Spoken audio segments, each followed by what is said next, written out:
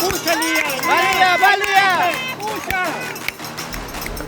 24horas.com, su cobertura de Miami está continua, onde conosce conversar com a atleta jovem Leah Lejuez. Leah tem apenas 21 anos e a sali na prome lugar da categoria de gênero mulher de 14 anos. Ela logra correr seus 5 km de 26 minutos e 34 segundos.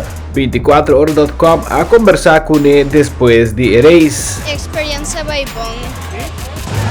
So, prome minha comecei a treinar me tem 7 anos e eu me tenho 11 anos, so ongeveer 5 anos.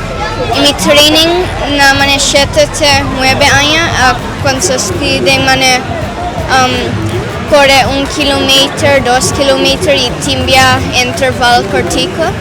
Eu comia vira 10 anos, eu comia vira 10 anos, 11 anos. Nós começamos a YouTube e nós começamos a correr mais long distance, mas 5 km, 6 km e nós estamos mais intervalo, mas 2 via 5 sharing e opi via 5 via 4 sharing intervalo.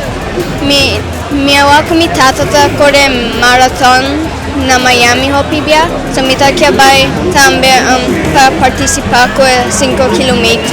¿Y está contento con el país? Sí, me logra beat mi personal record y si go mi prome via que me tenha de primeiro lugar na race de correr. Nós temos nosso apartamento com nossa queda dentro na Miami e depois meu coach bisa me com minha primeiro lugar. Depois me dá hopi feliz e a minha tata qualificamos nossa visa e se no futuro me lo que hace prome é half e depois me vira mais bom de correr me que hace marathon depois me tata. Pode generar como que gratisi, quizás generar como damos treinos, damos tips. Mi coach Michael, coach Jonathan de Eagle 297 também, mi tata e mi mama. Nang mi hope tips bom.